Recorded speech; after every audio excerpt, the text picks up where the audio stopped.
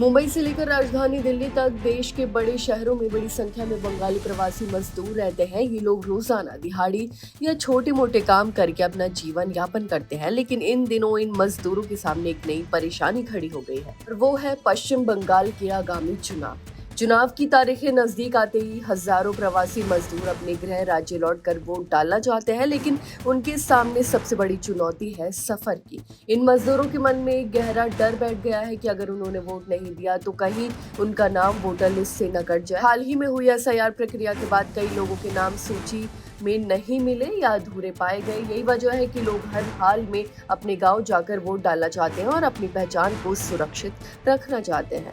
मुंबई की बात करें तो यहाँ जावेरी बाजार और ज्वेलरी इंडस्ट्री में काम करने वाले हजारों बंगाली मजदूर पश्चिम बंगाल जाने की तैयारी में हैं, लेकिन ट्रेन टिकट मिलना उनके लिए एक बड़ी समस्या बन चुका है। बंगाल स्वर्ण शिल्प कल्याण संघ के महासचिव कालिदास सिन्हा राय के मुताबिक अप्रैल महीने में टिकटों की भारी मांग है। उन्होंने बताया कि एसोसिएशन ने रेल मंत्रालय से अतिरिक्त ट्रेनों की मांग की, लेकिन देश भर में सिर्फ 24 स्पेशल ट्रेन ही चलाई गई, जो इस भारी भीड़ के लिए नाकाफी है। वहीं मुंबई से पश्चिम बंगाल के लिए रोजाना करीब 60 ट्रेनें चलती है, लेकिन सीटों की संख्या सीमित होने के कारण हजारों लोग टिकट नहीं पा रहे हैं। ऐसे में कई मजदूर मजबूरी में महंगी एसी बसों का सहारा लेने की कोशिश कर रहे हैं, हालांकि वहां भी आसानी नहीं है। वहीं कुछ मजदूरों को ये कहना है कि एसआईआर के बाद उनका नाम वोटर लिस्ट में नहीं मिला, जिसके चलते उन्हें वापस अपने गाँव जाना पड़ा और अब दोबारा वोट डालकर वो अपना नाम पक्का करना चाहते हैं। उनका कहना है कि लोग 2 गुनी कीमत देने को तैयार हैं, फिर भी टिकट नहीं मिल रहा। ऐसी स्थिति दिल्ली में भी देखने को मिल रही है। दक्षिण दिल्ली की बंगाली बस्ती में हजारों की संख्या में बंगाली और मुस्लिम बांग्ला परिवार रहते हैं, जिनका वोटर कार्ड अब भी पश्चिम बंगाल का ही है।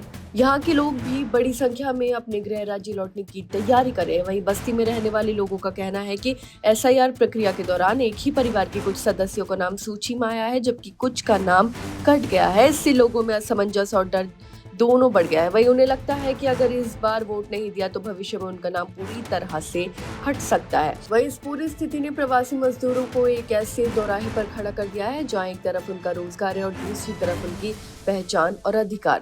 वोट देने की चाह और घर लौटने की मजबूरी के बीच वो लगातार संघर्ष कर रहे हैं। वहीं अब सवाल सिर्फ सफर या टिकट का नहीं रह गया, बल्कि भरोसे और सिस्टम पर विश्वास का भी है। मजदूरों का कहना है कि अगर समय रहते अतिरिक्त ट्रेनें और सुविधाएं नहीं बढ़ाई गई तो हजारों लोग अपनी लोकतांत्रिक अधिकार का इस्तेमाल नहीं कर पाएंगे। ऐसे में प्रशासन और रेलवे के सामने चुनौती है कि वो इस बढ़ती भीड़ और चिंता को समझते हुए तुरंत ठोस कदम उठाएं, ताकि कोई भी मतदाता सिर्फ दूरी या संसाधनों की कमी की वजह से अपने वोट के अधिकार से वंचित न रह जाए।